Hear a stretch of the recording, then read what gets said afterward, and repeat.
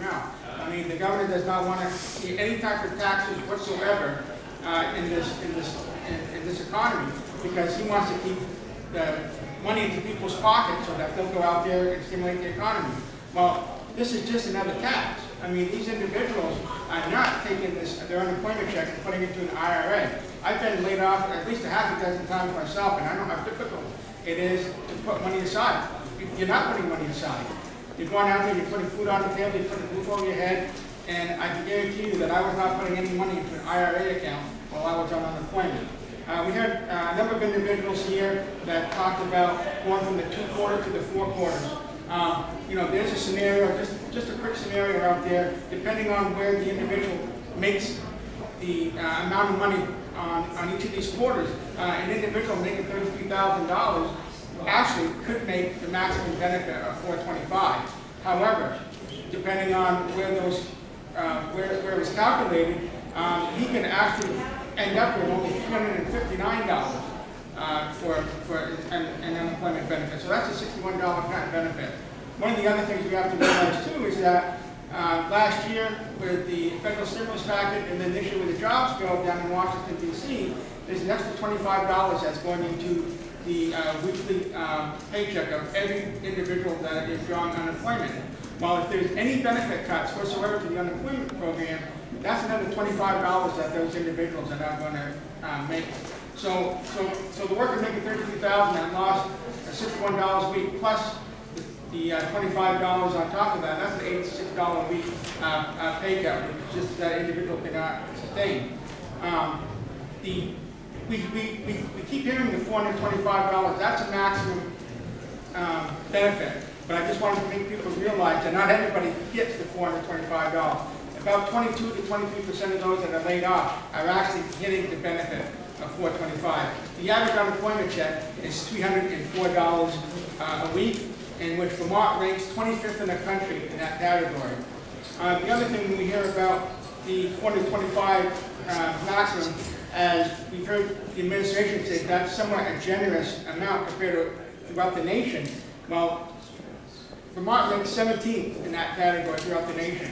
But one of the things you have to realize too is there's states out there, even though their maximum benefit might be a little bit lower than Vermont, there's also a provision in the bill that would allow individuals that have dependents get X amount of dollars every week for their dependent. So they might make far and above the actual maximum benefit package. You know, and as Chris alluded to earlier, Vermont is one of the top states that has its workers go back to work faster than anybody else in the country. So I think that Vermonters are very proud that they can do that, and that they do that. You know, we need to make sure that we help those who lose their job have some financial security to help them through a time until that they can find employment. And by cutting benefits to them, it's just going to make it a lot more difficult for these individuals to, you know, put food on the table and roof over their heads. And I think that Vermonters don't want to see their fellow neighbors or even family and friends be put in a position where they need to, you know, they're having trouble putting food on the table and possibly even, you know, losing their health. So I want to thank you all for coming here. Thank you. One last point on the table out here I want to draw everyone's attention to. There is a copy of the study committee report. And I think it's worth noting that Vermont taxpayers paid for that report, and there was a lot of time and money invested in that report. And I think Vermonters deserve to know what's in it. And the findings and conclusions of that report and its recommendation were to have a gradual increase in employer contributions to the fund, leave benefits at current levels and as written in current law, so no benefit cuts. And the report supports what everybody up here today is talking about, and Vermonters have a right to know that. There's a lot of data, and people spent many months and many long hours putting time into that. Next we have Mike Morelli of the Ironworkers. He's going to say a few words on this issue. Thank you for having me. I just want to reiterate that the administration's proposal is completely unfair to anyone who has lost their job, knowing or not knowing that you were about to To take their proposal, you are decreasing the amount of money that they're going to be trying to obtain to pay their bills. Unemployment is a bridge to the next job. We go to work as soon as possible. As soon as we can find a job, we're off unemployment. This isn't a solution. A solution would be jobs. We need jobs, is what we need. So we're completely against any benefit cuts, and I believe the study committee has a better way with no benefit cuts that needs to be accepted by the administration. Thank you.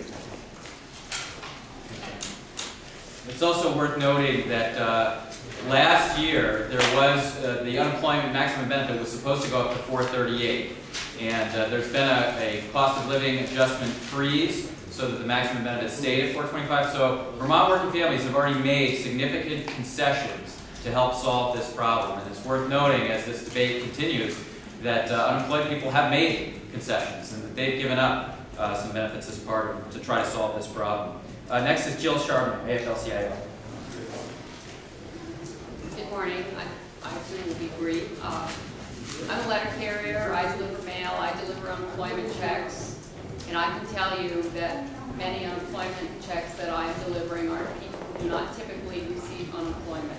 One of my family friends very aptly put it, I've worked for a long time. I happen to be unemployed now, and I really need this check. My employer has paid into this fund for years, and now that I need it, it's going away. I think that this administration should have been more resourceful when it came to looking for money.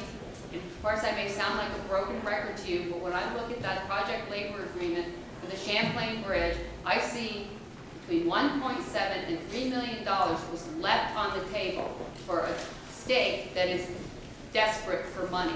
I also see an opportunity to put people in the state of Vermont who are on unemployment back to work, and that was left on the table too, because this administration would not negotiate a project labor agreement to save money and put people to work. I think it's time for this administration to rethink some of their ideas and start thinking about the people they serve.